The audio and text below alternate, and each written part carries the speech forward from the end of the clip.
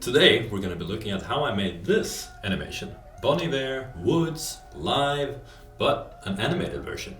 And for this first part we're looking at creating the character, using Character Animator, and creating the concert environment. So let's dive in.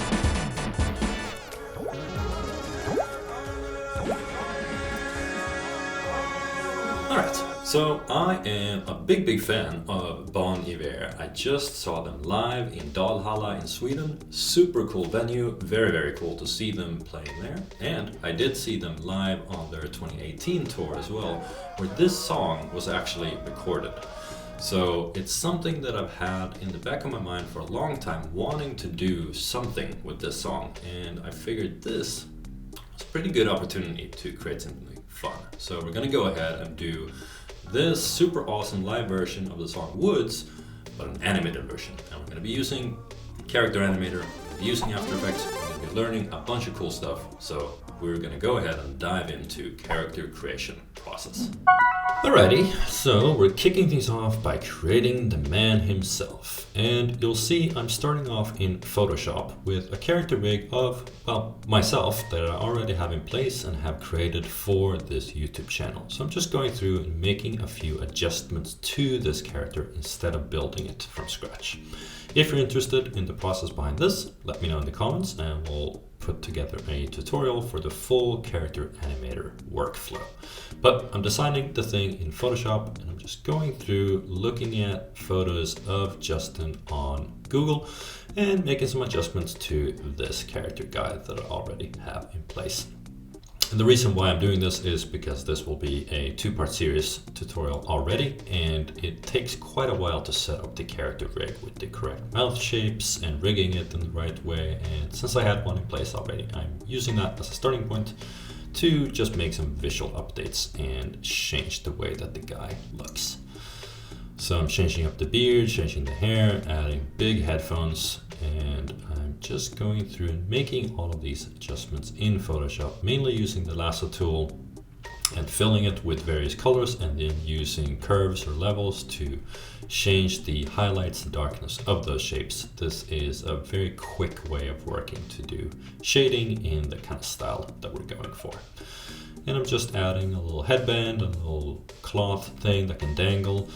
I do have tattoos on my own arms, but I want to switch them up for something closely resembling what he has. And in this case, I just grabbed a screen grab, did a little bit of adjustments on this using various filtering effects and then painting a little bit on top of it, just to have it sort of have that hand-drawn, real-life tattoo feeling. Even though the photos were not really ideal for this, it kind of worked.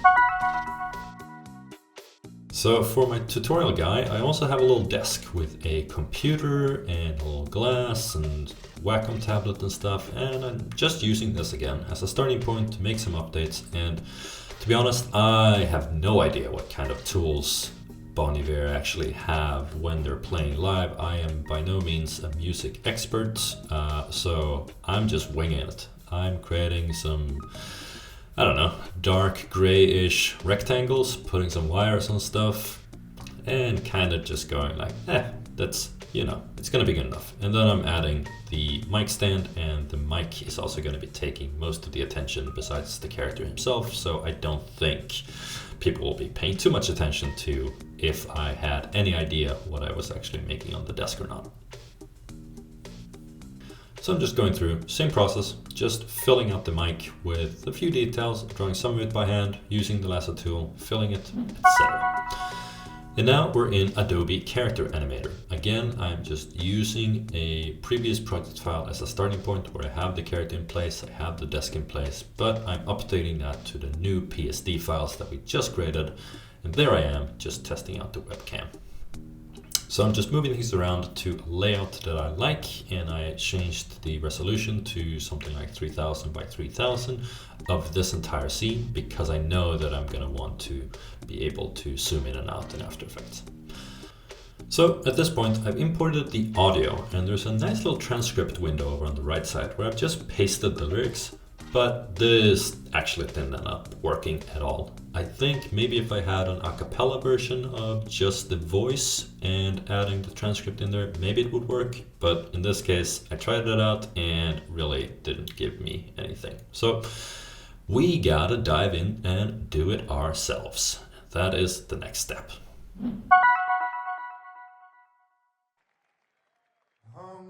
So you'll see live, here it is, recording the voiceover for the lip sync movement and the body movement for the character while the audio is playing in the background. So what's cool about this and why I'm using Adobe Character Animator is that you're actually driving the performance live. You can go back and edit it, and we sure will, but you can drive it live with your voice and your webcam to actually get the character animated when you've set everything up the right way. And this can take a while. I've gone through and did a bunch of different takes. I'm going to blend those takes together, and then we're also going to go through and edit the performance to really make things perfect. But this is a very cool way of animating. So another cool thing about Character Animator is that even after you've done your performance, you can still go in and edit the rig. So using the dangle tool, I've set a few of those dangle points to the beard and the hair and to a little band for the headband. And this is gonna be dangling in sync with the movements, which is also pretty sweet. And now I'm going through the performance a few times over and over and over again. And for the first run, I just did the voiceover and I did the overall body movements. For the second and third and etc. runs, I'm going through and animating using triggers, and I'm animating the lip shapes to fine tune them and make them sync with the audio. Again, this is where it would have been nice to be able to include the transcript to have the mouth shapes follow the audio and follow the transcript. But we ended up having to do this manually, which is a pretty time-consuming process, but it's the good thing about this song is that the lyrics are very repetitive, so you kind of only need to do the work once or twice, and then you can use that as a starting point and go through and tweak all of the other instances of him singing those lyrics. And now we go to After Effects to put it all together. So we've designed our character, we've animated it using Adobe Character Animator. I've just exported that as a video using an alpha channel. You can do a direct dynamic link situation, but this is just going to be quicker to work in After Effects because we're going to throw quite a lot of layers on top of this thing to put together the entire environment of where he's going to be playing. So this is a two-part YouTube tutorial series. Part number one, we're going to be looking at the concert environment, which is what we're doing here. And we're building out the crowd and we're building that entire environment. And then in video number two, we're going to be looking at the woods environment. So for this one, we're starting off with just a gradient in the background. I'm creating a rough outline of a character that kind of looks the same, just to have the same proportions and same overall style. I'm then going to be duplicating that a bunch of times and adding a wiggle to that character just to replicate a crowd with just the same asset duplicated over and over and over again. And they're just orange beige-ish for now, just so that I can easily see what I'm doing when I'm working on them. And then we're gonna put some nice colors and shading on them to just make them fit with the overall style instead.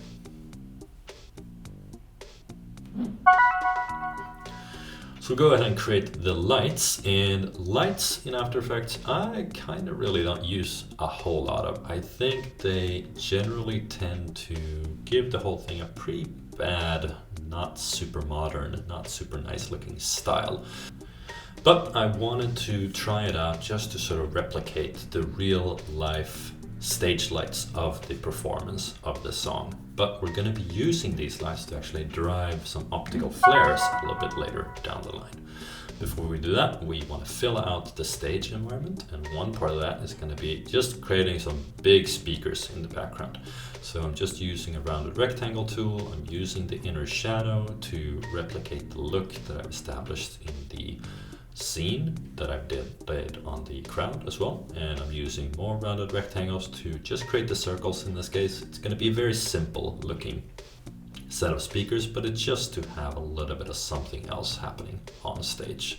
So I'm just putting that in, scaling it down, moving it over to the left side, and then I'm going to repeat that speaker a few times to lay out my stage environment and what I want it to look like.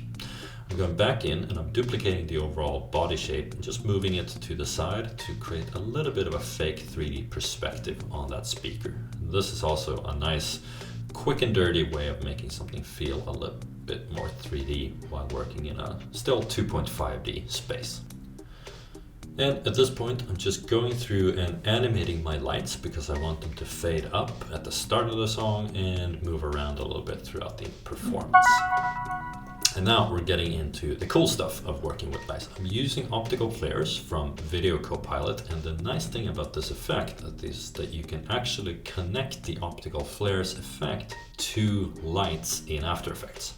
So I've just named all of my lights, light 1, 2, and 3, etc. And then I can set that in the settings of optical flares to allow the effect to find the layers named that way and drive the position of those lights. So you can see here, now it's actually starting to look nice. And this is not thanks to the After Effects lights, this is the optical flares doing its thing. But I'm able to control all of those points using the After Effects lights so that I can animate them moving around the scene.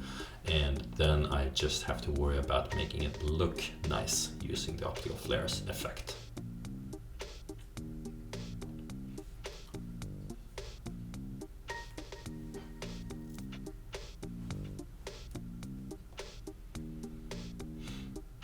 And what we end up doing here is we're actually going to be stacking quite a few variations of optical flares on top of each other to create the full stage environment presence. So I did one version first, now I've just duplicated the layer and I'm doing another sort of purple pink, more of a light ray version that again feels like it fits into the overall concert environment.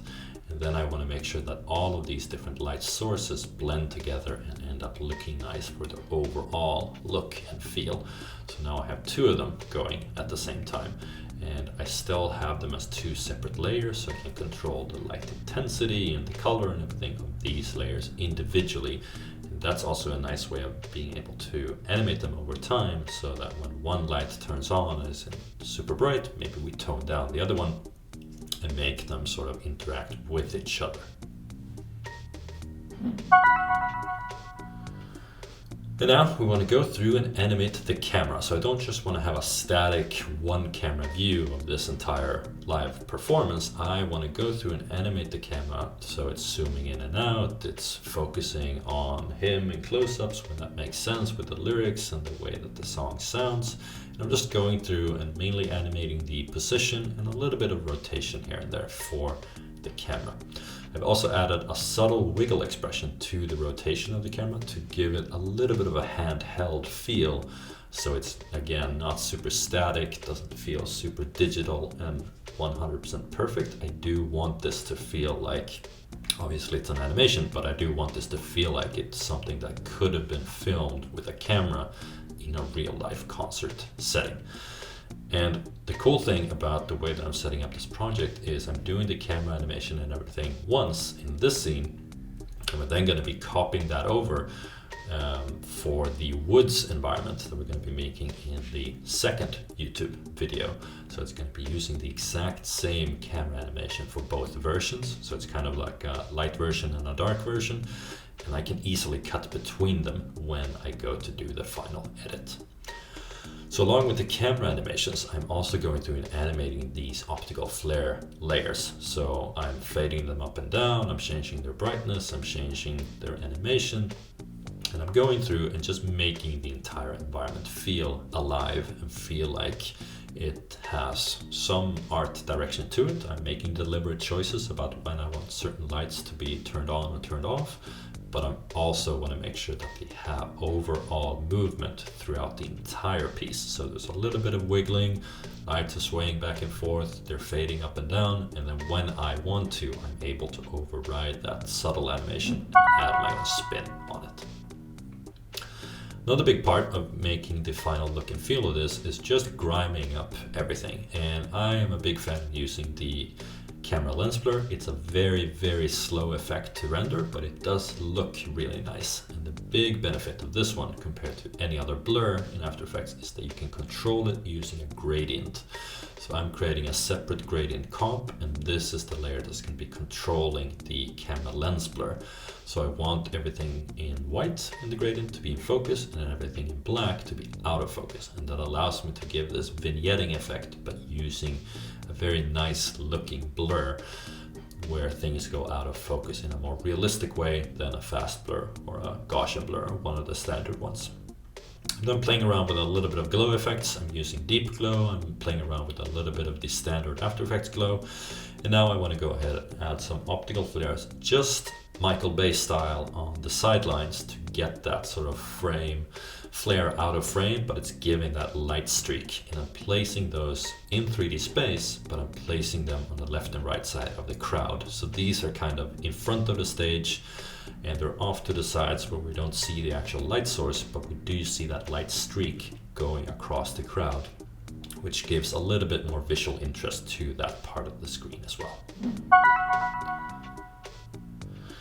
And now to make this whole sequence tie together a little bit better with the other environment, I want to go ahead and add some fun decorations to the stage. So at this point, I'm kind of going into my art director mode and thinking, if I were to actually plan this out like a real life concert, something that would be kind of cool would be to add some sort of stylistic woods or trees onto the stage. And I'm just using photos that I found online of black and white outlines or silhouettes basically of real world trees, where at the moment the background is white and the trees are black. I can just invert that in After Effects and place these as kind of cool decorative design elements that I can put on stage. And we have a little bit of these tree branches and vines going across the stage that gives it a little bit of a otherworldly but still anchored in sort of what the song is about, and it's going to tie together with the other environment that we're making.